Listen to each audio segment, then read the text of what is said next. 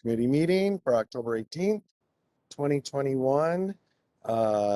Before calling the meeting to order, just to acknowledge we're still responding to COVID-19, and the Metropolitan Council Chair has determined it's not practical or prudent to conduct an in-person committee meeting at this time. So we will participate in this meeting by phone or other electronic means.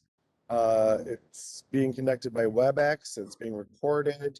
Members of the public can monitor the meeting by going to the Met Council website and to the agenda online. The live stream and the agendas are both posted there. We'll call the roll for each business item. Please only use the chat for technical communication. We need to be communicating verbally so folks can hear us. Cool. So if there's no questions, I'll call this meeting to order by asking Michelle to please take a roll call to ensure we have a quorum. Michelle. Yes, Chair Lilligren. I did receive advance notice that Councilmember Lee will not be able to attend today. So I'll start with Atlas Ingebrigtsen. Chambliss. Here. Cummings. Here. Johnson. Here. Lilligren. Here. Lindstrom. Mousse. Here. Bento. Here. Wolf. Here. Thank you. Thanks, Michelle. We have a quorum and we will move on. The first item on our agenda is our agenda. It's posted at the Met Council website, and unless members have objections or changes, we can just move on to other business. Any changes? Great. Hearing none, the next item is the approval of the minutes from the October 4th Community Development Committee meeting, and I would entertain a motion, please, to approve. Councilmember Chambliss makes a motion to approve. Thank you. Is there a second? Cummings seconds. Thank you, council members. Any additions, corrections to the minutes? Any discussion? Any discussion? Hearing none, Michelle, please call the roll on the approval of the minutes. Yes, Chair Lilligren. I'll start with Chambliss. Aye. Cummings. Aye. Johnson. Aye. Lilligren. Aye. Lindstrom. Mousse. Aye. Bento. Aye. Wolf. Aye. Thank you. Thank you, Michelle. That item carries. And the next item is our consent agenda. There's just one item. It is consent to easement. Is there a motion to approve the consent agenda, please? Wolf moves approval. Thank you, council member. Johnson seconds. Thank you, council member. Any discussion on the motion? Discussion. Hearing none, Michelle, please call the roll. Yes, Chair Lilligren. Chambliss. Aye. Cummings. Aye. Johnson. Aye. Lilligren. Aye. Mousse. Aye. Bento. Aye. Wolf. Aye. Thank you. Thank you. The consent agenda is adopted. And that was our only business item for today. So we will move on to our information item. I'm guessing it's going to prompt some discussion. And the information item will be presented by, I believe it, yep, Terri Smith, and Joel Huding will present the payment standards for our Metro HRA Rent Assistance program. And Terri, are we starting with you, Ms. Smith? Thank you, Mr. Chair and members of the committee. I'm happy to be here tonight and share some long overdue information with you. Well, I don't know if it's long overdue, but it's an interesting conversation to have. And tonight we'll be having a discussion on the payment standards and the adoption of the small area fair market rents for the rent assistance programs administered by the Council's Housing Authority. And so I will share just a few background slides, and then Joel, my brilliant colleague, the research manager, Joel Huding, will present some information on what's happening in the rental market with rents and vacancy rates. And then we'll get into some scenarios that will prompt, I'm certain, some discussion on where we should go with rent limits and payment standards for the coming year. So the idea is we'll present the information item tonight, gather information and feedback from you all, and have some discussion. And then I will be back in 2 weeks for an action item based on what I hear tonight. So with that, I think I'll just start with the first couple of slides and I'll let Joel introduce himself. I think he starts on slide 3 or 4. So next slide, please, Greg. So just as a reminder, payment standards are the rent limits that are used in the administration of the Housing Choice Voucher Program and other rent assistance programs administered by the Metro HRA. This is the amount of sort of shopping dollar amount that families with vouchers have when they're out looking for rental units. These limits are somewhat limited by the fair market rents that are issued by the U.S. Department of Housing and Urban Development each year. They were released during August, and since that time, we've been working with our research partners and our staff on analyzing where these limits are at. But when fair market rents are issued, housing authorities are charged with adopting what's called payment standards between 90 and 110% of these fair market rents. And our goal is sort of trying to find the balance between having high enough standards to allow choice and, ensure voucher holders are successful in placing their voucher, but low enough to serve as many families as possible. You will recall that we adopted small area fair market rents back in December of 2019. The implementation of that was delayed due to COVID-19. We had some resident and tenant listening sessions that were delayed because of COVID-19. We had been awaiting HUD approval, and so that delayed us some, but we were able to implement those in July of 2010. And as you might recall, small area fair market rents are rent limits set at the zip code level instead of having one limit for the entire metropolitan area. So it really allowed us to be creative in terms of adopting higher rent limits for higher rent areas and lower rent limits in lower rent areas, with the hopes that those two would balance each other out in the coming years once fully implemented. Next slide, please. So there's council policy direction that sort of provides us with broad guidance on the adoption of payment standards, but the Thrive document indicates that the council will offer housing options that give people in all life stages viable choices for stable housing. Thrive also states that the council will develop and provide tools, including competitive rent limits and higher cost communities, to enable voucher holders to choose a location that best meets their needs. And one of the council's housing goals is that we become a region with a broader spectrum, housing spectrum, where all people can thrive. Next slide, please. So I have 3 slides of maps, and they look real busy. But what I was trying to get at here is we implemented the small area fair market rents in July of 2020. So we've been working with them for a little over a year.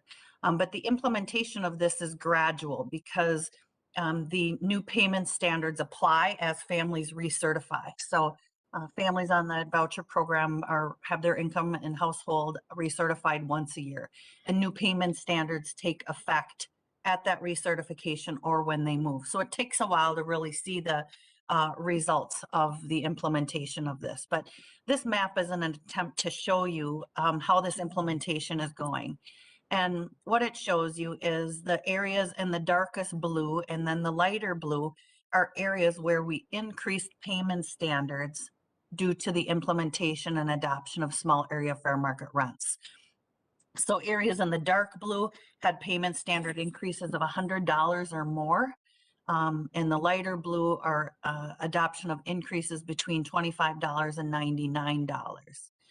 The orange dots are attempting to show the increase in the number of voucher holders that are living in any given census tract. So as you can see, the larger orange dots here are showing that in those areas, there's an increase of at least 15 voucher holder households newly living in those neighborhoods.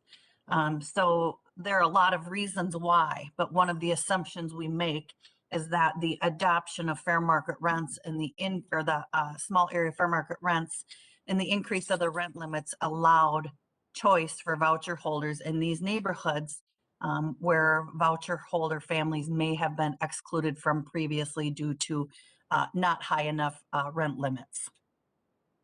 Next slide, please. So this slide is attempting to show you just the opposite. So the dark orange and the sort of peachy color are areas where the payment standard decreased by $100. In the dark orange, $100 or more, and decreased by $26 to $100 in the peachy colored areas.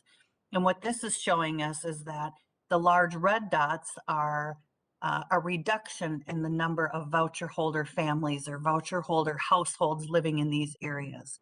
So where you see the large dots, mostly I guess in the peach areas surrounding the core, that means there are 15 or more less voucher families living in these neighborhoods.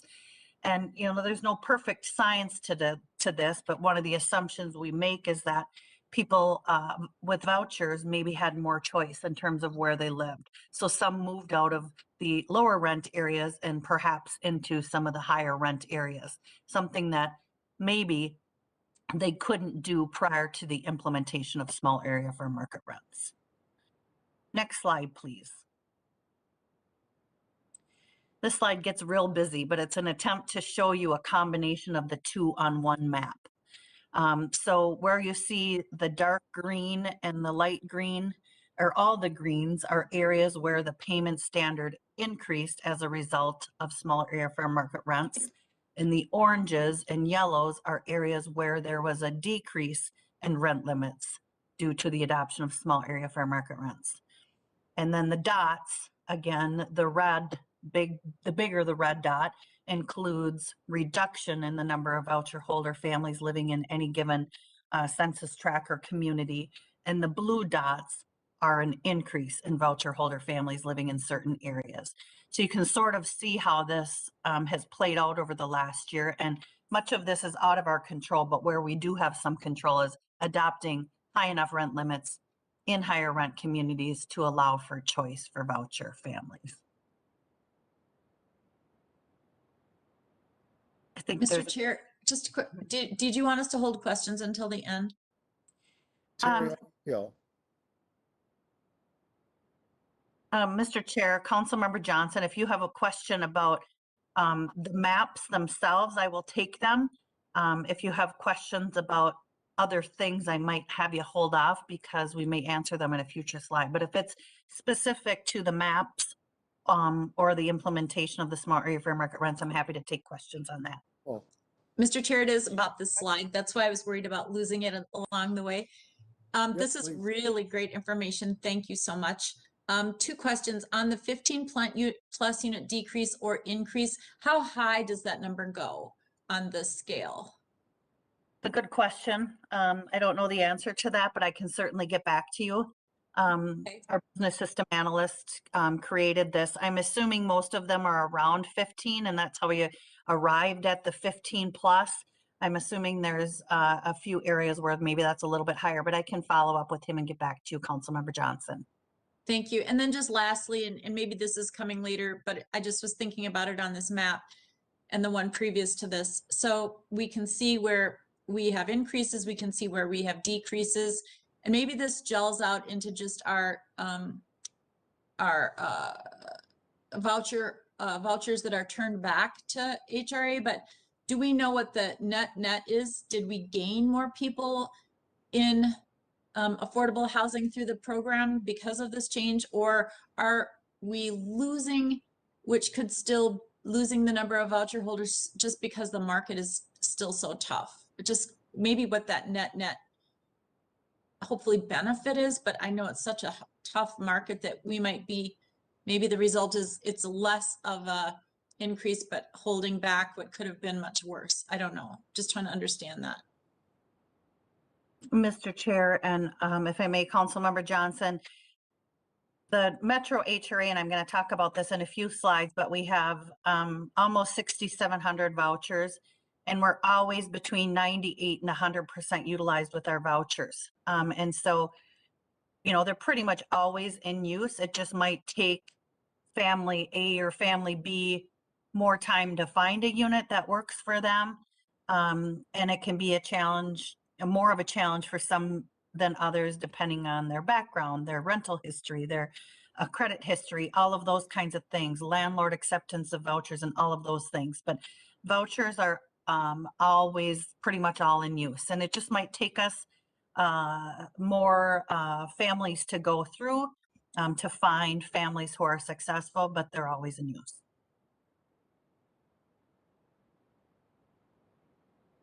Thank you. Ms. Smith. Okay. Oh, I think Oh, sorry. Councilmember Yep. Chambliss maybe has a question. Chambliss, just so you're. Thank you. Oh, yeah, that's okay. So if I'm looking at this right,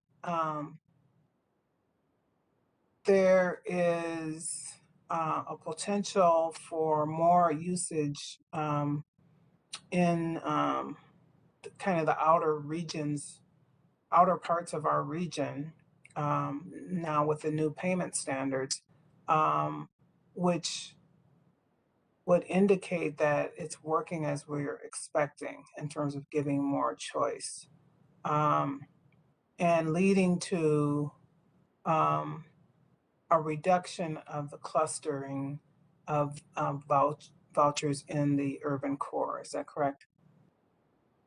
Mr. Chair and Councilmember Chambliss. So this does not represent St. Paul or Minneapolis because the council's HRA, as you know, does not serve those areas. But it's what you're saying is true about the first ring suburbs right around the core.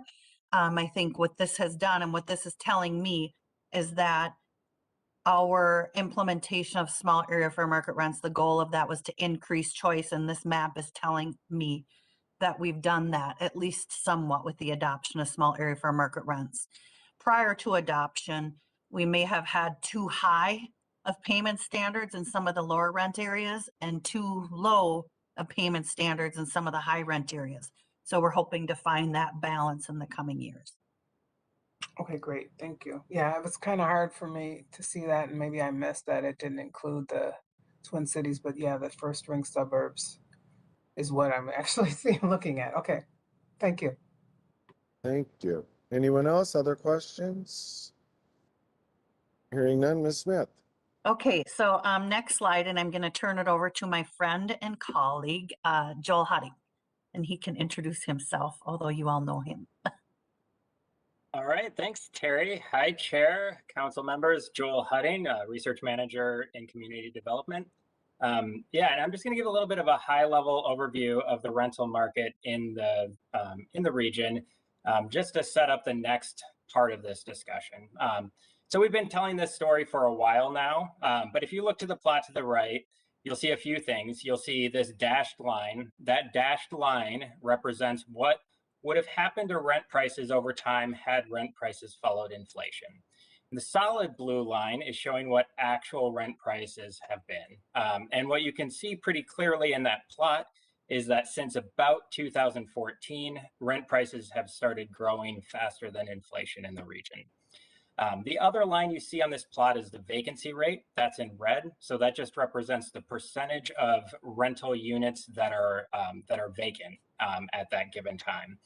And when vacancy rates get too low, that rent prices start to increase faster than inflation. And so vacancy rates have been below. That's what we call the healthy vacancy rate. It's the vacancy rate where rent prices will follow general inflation. And vacancy rates have been quite a bit below that persistently for a significant amount of time. And you can see during this period, rent prices had been rising faster than inflation. You'll see a little bit of a jump in the vacancy rate that happened really starting in 2019, but really jumped up in 2020. And that was associated with pretty much flat rents through the year 2020. And then, of course, now we're into 2021. Vacancy rates have been coming back down again, and rent prices are increasing. Next slide, please. And here's the main problem, though. When you kind of break this down by market segment, you'll see that the luxury apartments have been largely following inflation over time. So if you look to the left, the Class A newer luxury apartments, that's probably reflecting a lot of that new luxury development that has been in place that has really been stabilizing prices in that market segment. But if you look at Class B and Class C, particularly Class C, which are the bread and butter apartments, these are the apartments that are going to be most affordable to voucher holders, most affordable to everyone. Those rent prices have been consistently growing faster than inflation, while the luxury apartments have not been growing. Next slide. And just sort of looking across different bedroom sizes, what you see here, it's probably clearest on the plot on the right, which is showing percent change since 2010. But we're showing the growth of rent price over time by bedroom size, and studio apartments actually, started to stabilize. And you can see that pretty clearly in the plot to the right. So 1 bedroom, 2 bedroom, 3 bedroom apartments have all continued to grow really rapidly, while studio apartments have stabilized in recent years. And next slide. And now just putting a little bit of this in context to compare ourselves to other regions across the country. What you're looking at here on the horizontal axis, you're looking at the average difference between the observed vacancy rate over the since 2010 compared to the healthy vacancy rate for each one of these metros. And that healthy vacancy rate does vary a little bit by metro, but in any case, what you're looking at is, further to the left, you're looking at places that have been persistently way below their healthy vacancy rates, and to the right are places that have been, pretty much in line with their healthy vacancy rates. And then on the vertical axis, you're looking at the inflation-adjusted rent price growth. So the change in inflation-adjusted rent over the period. And the first thing that should jump out to you is this cluster up in the upper left, right? You can basically consider these to be housing markets, rental housing markets that are just pretty much completely out of control.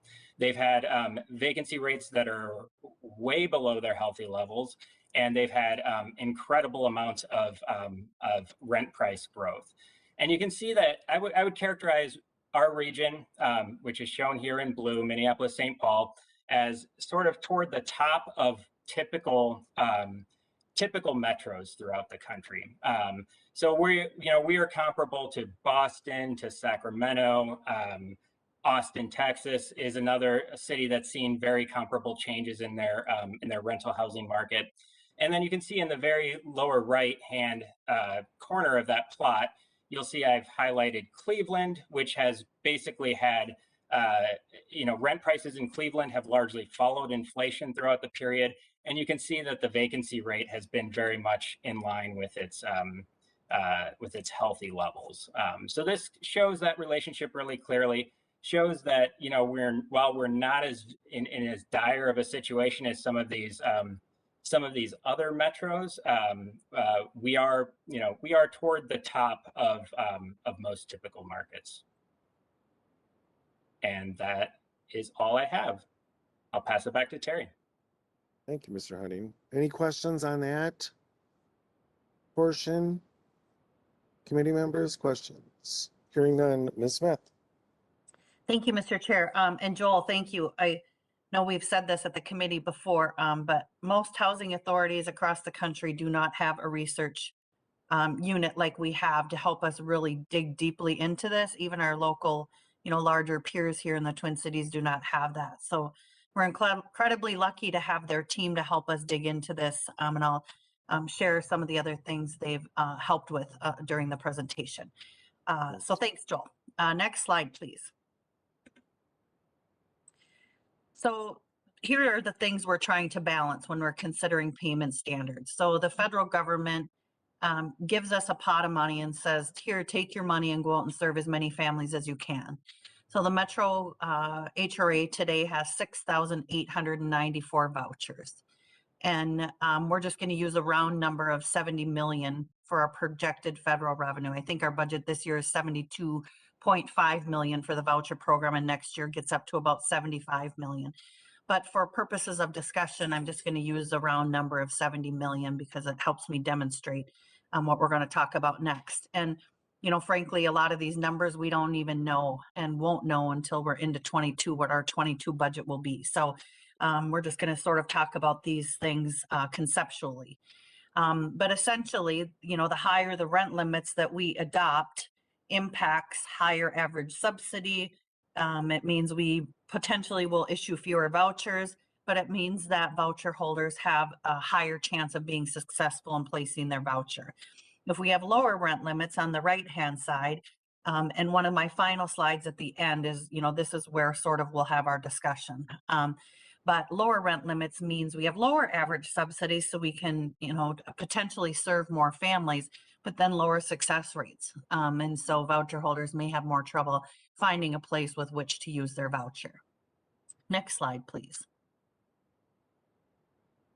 So when we're looking at payment standards, these are the things that staff, we've been really digging into since mid-August when these new fair market rents came out. So we look at average rents by bedroom size and by community. So Joel's team produces some reports for us that show what an average rent is in all the communities that we serve. You know, certainly some of the smaller communities are clumped together.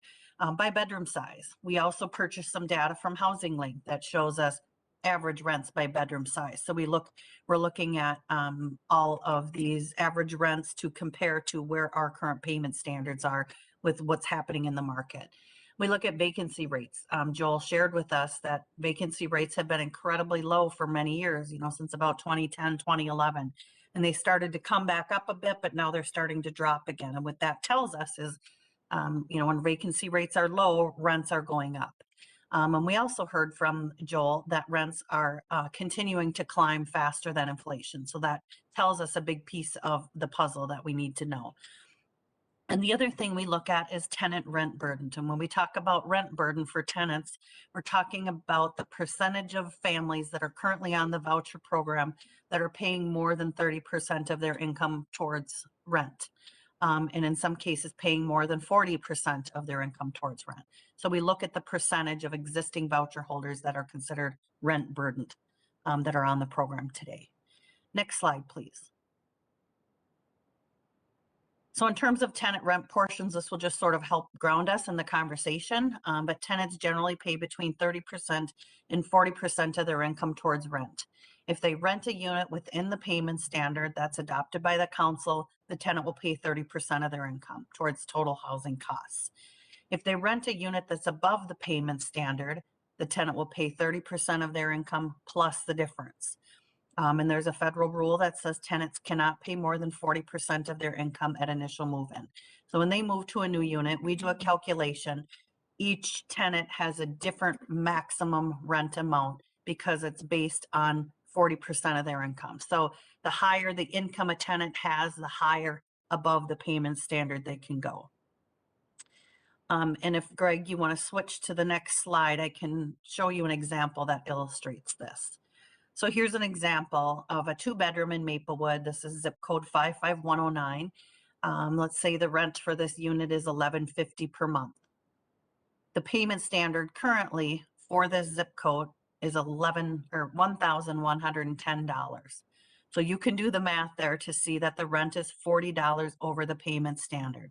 So this tenant will pay 30% of their income plus the additional $40. That 40% only applies when they initially move in. So if next year the landlord says, well, rents are going up all over the place, I'm going to raise my rent by $100. The landlord can do that, and then the tenant has to decide, do I now want to pay that additional $100 or do I want to try to move? So that becomes a real tough thing for tenants in this market because, you know, one of the questions they ask themselves is, if I move, can I find something at a lower rent?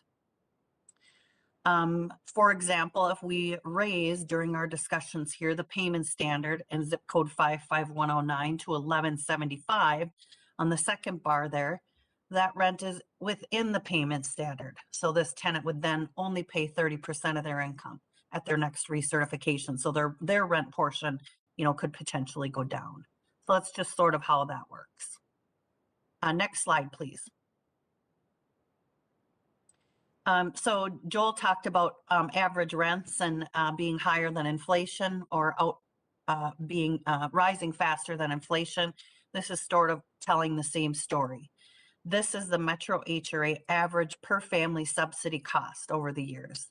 And historically, prior to about 2015, the subsidy cost average per family was raising at about 2% per year.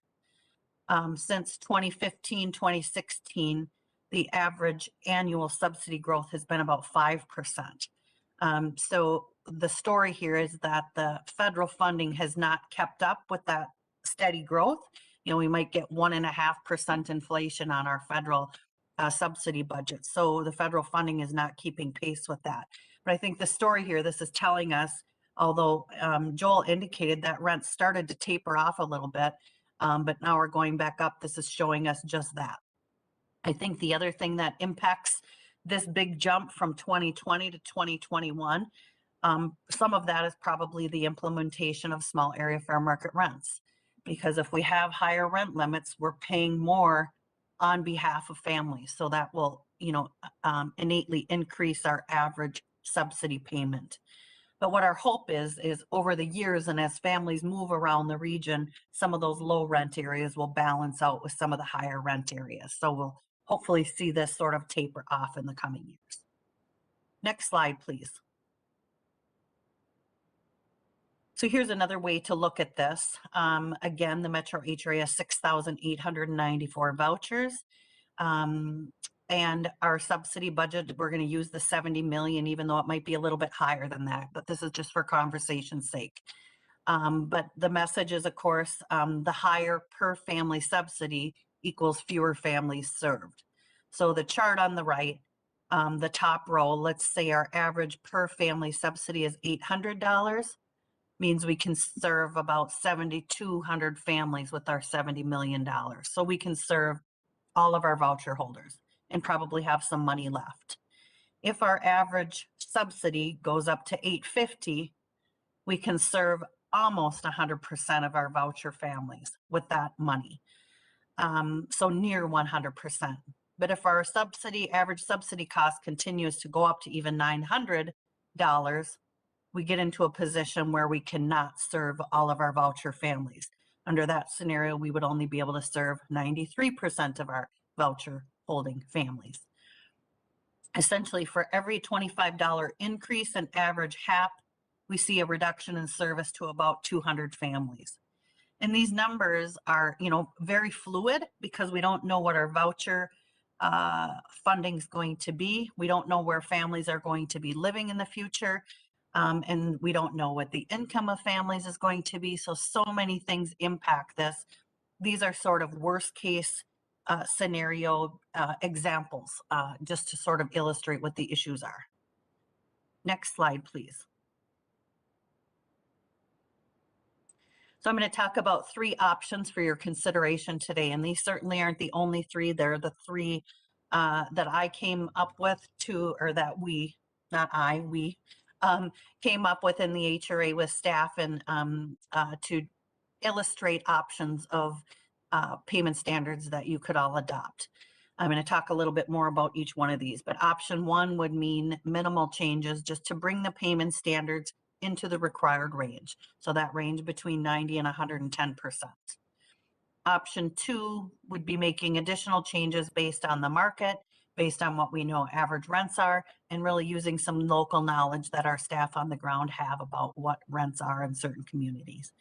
And then option 3 would be to adjust or sort of re-benchmark all of the payment standards to 100% of the new small area fair market rents. And each one of these options has a price tag. Next slide, please, Greg. So under option 1, we would be making minimal changes to bring payment standards into the required range. HUD requires that we adopt payment standards within a 90 and 110% of these small area fair market rents. So if we did this, we would have increases in 80 zip codes. We have 124 zip codes total in our service area. So 80 of them would increase. They're minimal increases, and they're mostly in 0 to 2 bedroom units. And those are areas where the current payment standards are below 90% of the fair market rent. So we'd be making tweaks to bring them up to that 90% level. There would be decreases in 3 zip codes, and it would impact 9 families. So 9 families would experience a decrease in their payment standard. But the way the HUD rules are written, decreases only go into effect 2 years after adoption. So families have a year to prepare themselves for an increase in their rent portion. And these 3 zip codes are currently, the current payment standards are above 110% of the small area fair market rents. So we'd have to reduce those a little bit to be within range. Regardless of the option that we choose, these things will be true. We have to increase in 80 zip codes to bring them within range. We have to decrease a little bit in 3 zip codes to make them within range. In terms of tenant impact, we talked about rent burden. So again, rent burden are those families that are paying more than 30% of their income towards rent. Current rent burden for all families on our programs is 48%. So that means 48% of current voucher holders are paying more than 30% of their income towards rent. As we play around and adjust with payment standards, we can plug in different scenarios in our spreadsheets, and it will tell us what the future rent burden will be to tenants. And this is based on tenants where they live today, the rent as it is today, and their income as it is today. We know none of those things will always stay the same, but it's the best information we have. So all things staying the same, we make these tweaks to the payment standards. After fully implemented, we will still have 48% of our tenants paying more than 30% of their income towards rent. A standard rule of thumb in the industry, and as recommended by HUD, is that programs should have no more than 40% of tenants being rent burdened. So as you can see, this scenario would not reduce the rent burden, so it wouldn't be within our goal range, is something to consider. But there's a price tag because we would be increasing in 80 zip codes. And so this could cost us $1 million. And what that means, again, it assumes income stays the same, nobody moves, the rents stay the same. It means that it will cost us $1 million more dollars to serve the same families in the same circumstances. $1 million is enough to serve 100 families for 12 months. And so if the federal funding does not support this additional $1 million, there could be a reduction in service to 100 families. I'm going to assume that our federal budget will increase enough such that this won't be the case, but it's the worst case scenario. Next slide, please. Option 2 is changes based on market and average rents, and some localized knowledge of what rents are in communities. This would mean if we adopt option 2, the new payment standards would be between 95% and 99% of the newly issued small area fair market rents. And the reason we have a range there is because average rents are different based on different communities. So we're really digging into those average rents to come up with where we think rents should be. We also are looking at rent burden of specific families within specific communities. So when I'm the middle column here that talks about rent burden is the entire program. So all 6,800 families. When we're looking at making adjustments to zip codes here and there, we're looking at the rent burden of families living in certain zip codes. But under this scenario, we would be making increases in 100 zip codes. We would be making decreases in 24 zip codes. That would impact 34 families. And again, it wouldn't be implemented for those 34 families until 2 years from implementation or unless they move. And these 34 families are in rural areas of the region. The tenant rent burden under tenant impact it's always going to be, our current rent burden is 48% for our full program. After fully implementing option 2, the rent burden would reduce to 36%. So that means 36% of families would be paying more than 30% of their income towards rent. So that would be within the, goal range that we've established, that the industry uses, that HUD uses, that most housing authorities use. In terms of implementation cost, assuming every family stays in their current unit today with the same rent, the same income, all things the same, this option costs us $2.2 million to implement. And $2.2 million is enough to serve about 190 families. So if there's enough federal funding, which we cross our fingers that there would be under this option, there would be no service reduction to current families. But if the federal budget does not support an additional $2.2 million, we would have to reduce our program size, according to the budget that we receive over time. So no family would lose their voucher. We would reduce the program size through attrition. And next slide, please. So here's option 3, and this is sort of doing a re-benchmarking. When we initially adopted small area fair market rents back in December 2019, we adopted them at the straight 100% of the new small area fair market rents. We did that because it was the first time we implemented them. We weren't sure how this was going to work.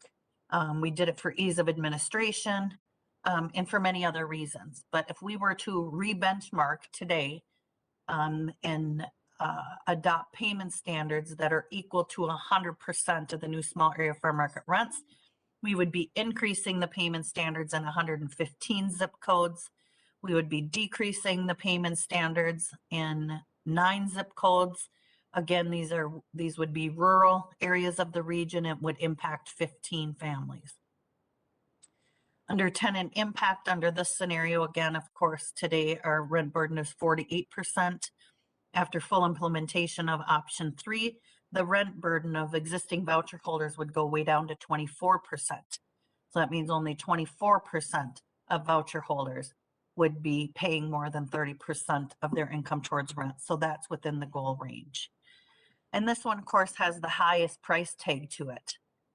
Again, if we were to adopt this today, rents stay the same, families don't move, families have the same income. This option would cost about $3.4 million. And that's enough to serve 410 families. So if the federal budget didn't support any of the 3.4 million, we would have a reduction in service of 410 families. Now, again, that's a worst case scenario. Do I think that we would really have that impact to our program? No, but it's a worst case scenario. So assuming we get no more federal funding than we got this year, we could have a reduction in service to that many families. So these are sort of the trade-offs that we're talking about here when we're thinking about where to put payment standards. Next slide, please. So here's where I need your help. One of the things that I want you to consider is that we didn't make any substantive changes in 2020.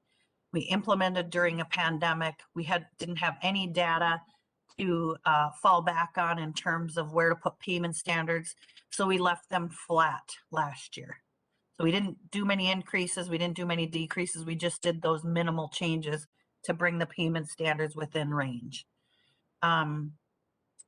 The maps that I showed you early in the presentation, I think shows us that increasing payment standards did provide increased choice, and we hope to continue that trajectory to encourage families to live in an area of their choice.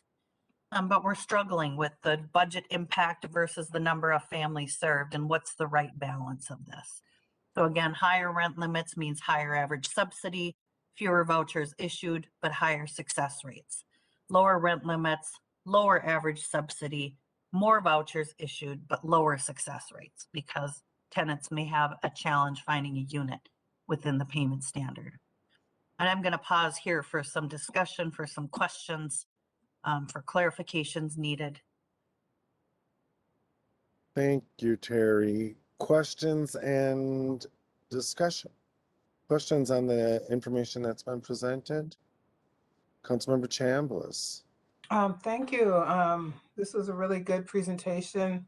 I don't know if it's because I've had a bunch of these by now or if they're just getting presented in a clear way, but you know, it's really nice that we do have a research staff that is able to provide the high level and the detailed level as we are moving through and making changes and anticipating what we might be able to get from the feds. Including, you know, what are people charging and how is that changing for rent? So at any given time, we know what, you know, the average rates are for the different locations. So I feel kind of comfortable that we could just put these things into a spreadsheet and get a really good recommendation about where our sweet spot is. So, you know, thanks for tracking it this way, and I have every confidence that we'll find that sweet spot. Thank you, Councilmember. Further questions or discussion on the report? Councilmember Wolf. And then Councilmember Cummings. Thank you, Mr. Chair. I feel pretty strongly that option 2 is the smart way to go on this. I thank you for the very thorough and easy to understand presentation. I definitely would not want to just go with the first one because that just doesn't seem very fair, like we're making any progress. And the difference between the second one and the third one is the difference of 220 or so families potentially. I can see us maybe getting the federal funding to keep us going with option 2, but I really don't want to lose 200 families eligibility through attrition because we've got a long waiting list. So I think it presents a good balance between all of the different forces. Thank you, Councilmember. Very helpful. Further discussion, Councilmember Cummings. Thank you, Mr. Chair, and thanks, Terry, for this. This is great. I think this is one of the hardest discussions that we ever have. It's just really, really challenging because there's no good answer. I have a couple questions. I'm wondering if the federal government gives you any sort of inkling as to what direction they may be going as far as funding goes. So that would be one question. I'm wondering, what kind of input do you hear at tenant listening sessions? What are current tenants suggesting? And then is there going to be some impact going into 2022 that you can anticipate with the expiration of the eviction moratorium on need and so forth? If you can you kind of, those are my questions to start. So, Mr. Chair and Councilmember Cummings, really good questions. Number one, the feds, we do get, we have these tools that we use for monitoring our utilization of funding and so on, and they populate those tools with a number for 2022 budget, but it doesn't really mean anything until Congress adopts a budget.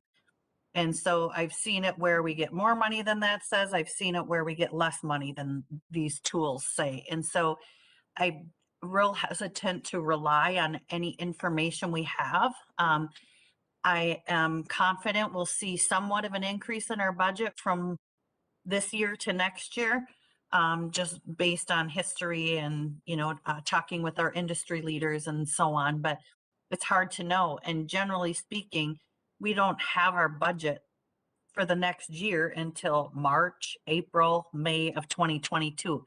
So we're sort of driving, without being able to see for a few months into the year. And that's just been how Congress has operated. So we really do need to wait until that budget is adopted.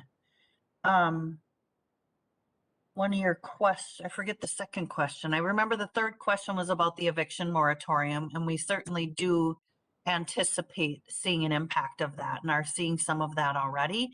I think the demand for housing assistance is always incredibly high, we have more interest in our programs and then we can even come near to serving.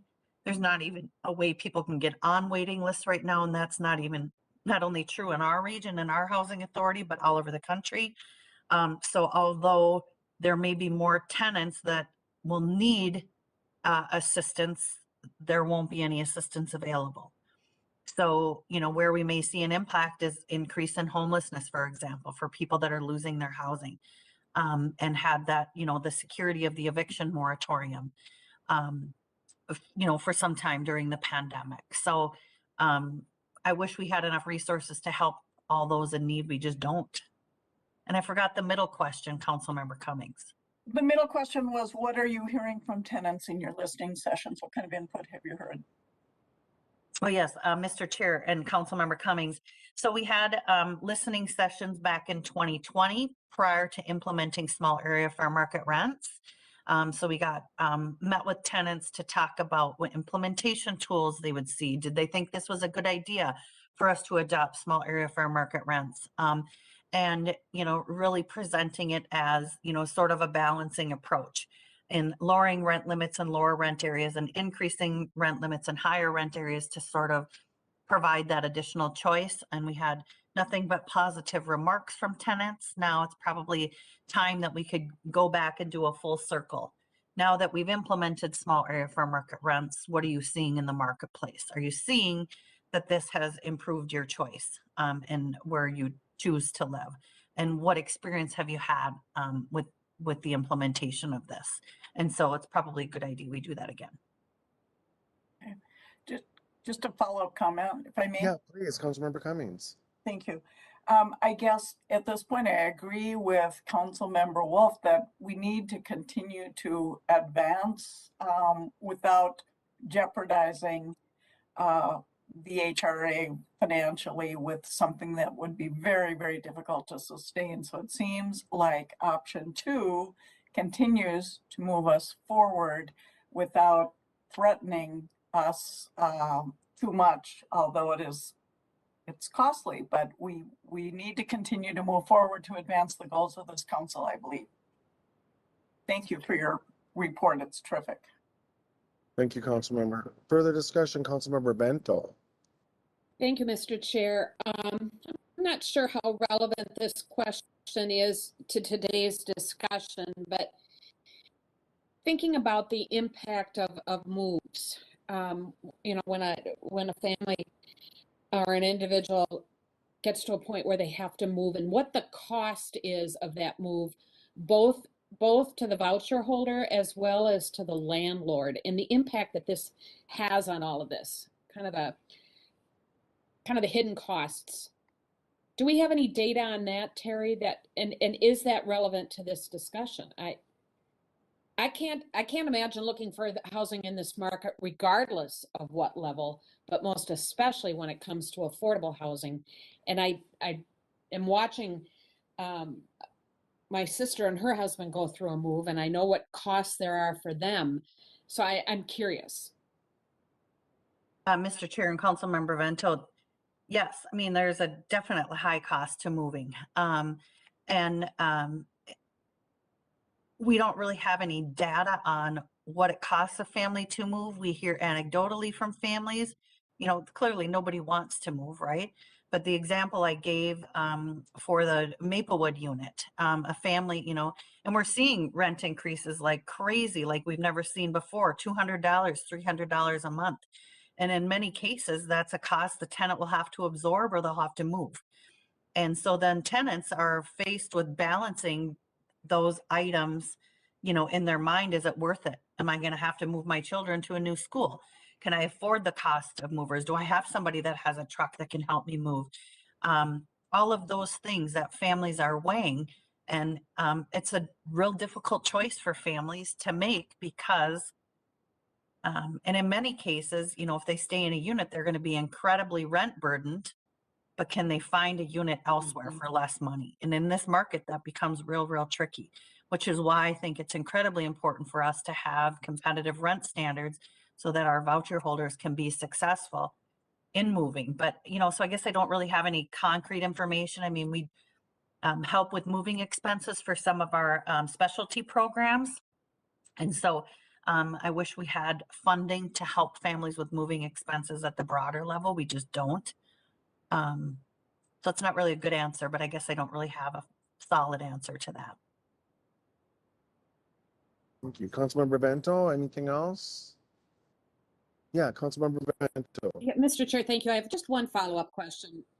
And again, this may not be relevant to our discussion today, but it's something that's rattling around in my head and my heart. And that's whether or not there's, it's going to sound like a callous question, but whether or not there's any way of forecasting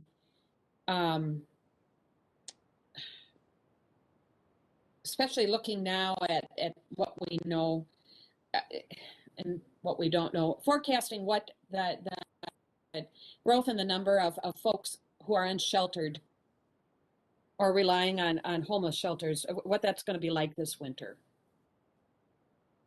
Mr. Chair and Councilmember Vento, yes. I mean, there are discussions all over the region happening with that. The council participates in the Minnesota Interagency Council on Homelessness, the state organization that works with unsheltered people experiencing unsheltered homelessness. I sit on a committee. Chair Zelli sits on the governing committee for that, and those discussions are happening.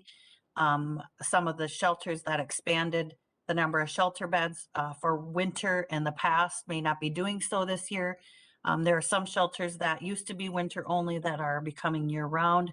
And, you know, there's a role that the council plays in that as a partner at the table to talk about regional solutions to this.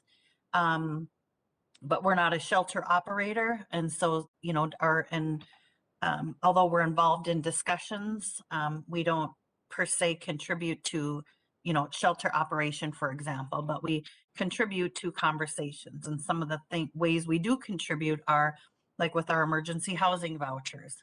We have 218 of them, and those are going to people that are directly experiencing homelessness or at risk of homelessness. We have our mainstream voucher program that assists people experiencing homelessness in partnership with the Metro Transit Homeless Action Team. So we can play a part of solution, but it's going to require all regional partners coming to the table to resolution. And I don't know if Director Barajas wants to add anything to that. I know she's sitting at some tables as well at the regional level. Director Barajas, anything to add? Thank you, Mr. Chair. I think Terry's captured most of it. I would only add that I know that Tara Beard spoke with you recently too, just about funding those units at the lowest income level as well, and how that obviously is a contributing factor when we're not being able to provide units in the marketplace, not just supporting our voucher holders, the tenants who are lucky enough to get onto one of those waiting lists, but also making other units available in the marketplace at lower costs as well. So lots of different ways that we play a role, but yeah, we can't solve that one alone, unfortunately. I think one other thing, Mr. Chair, that I would add is the beauty of these virtual online meetings is people can send me little notes. And Stephanie Paulson, thank you very much. But I indicated that we provide moving expenses for some of the smaller programs that we operate. And the average security deposit that we've paid in those scenarios is $956. And the average moving expense we paid is $283. And that's for a rental of a moving truck primarily, but just, you know, and I think that's probably a low end of what it costs somebody to move, but just, you know, families have to come up with security deposits is one of the things that triggered in my mind. Thank you, Ms. Smith. Councilmember Bento.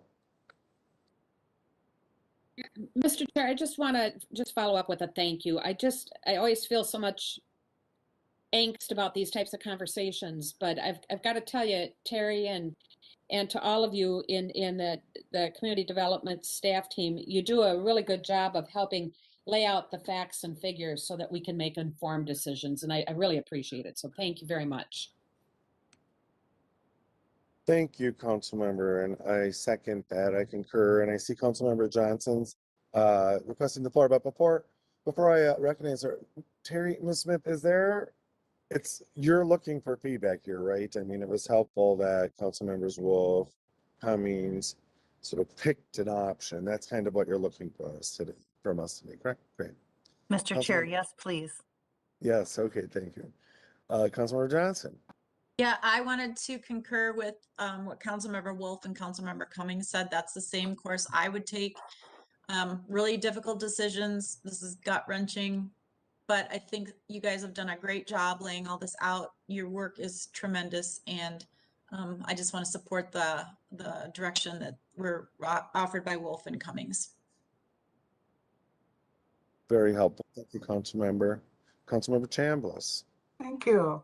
So, given the options that we have and kind of calculating where we sit in terms of supply and demand and costs and expenses, I think we will be able to identify which zip codes are going to give us the most results for housing folks.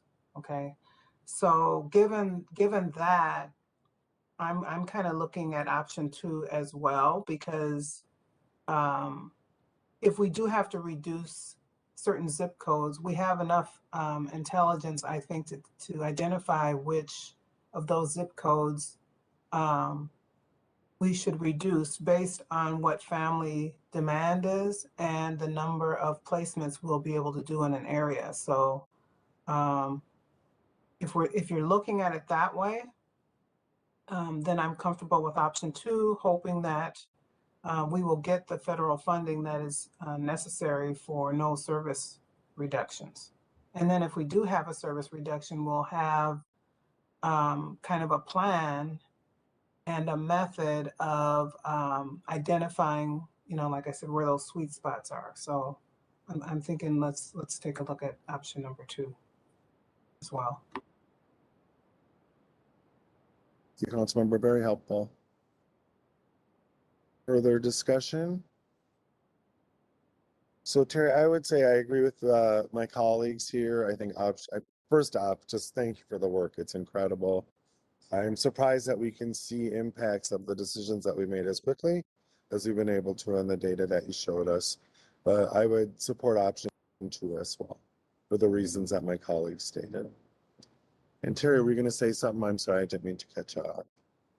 Thank you, Mr. Chair. I was just, to Councilmember Chambliss's comments is when we're looking at this, we are looking at, if we increase this zip code this much or this much, what we look at is how many families are living in that zip code now, how many of those families right now are rent burdened, what's the current rent, average rent in those zip codes, and then we kind of play around with that by zip code. We look at it overall, but then we look at it at the more granular level as well.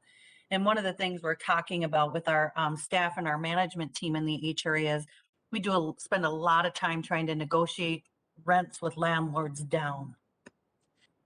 Either in cases where a landlord is giving, in our opinion, an unreasonable increase to a tenant that will make them extremely rent burdened, or in cases where a unit doesn't work because the payment standard's not quite high enough. Many years ago, we had maximum rent increase guidelines in place that our staff used, so we wouldn't accept higher than for example, 5% rent increase from a landlord.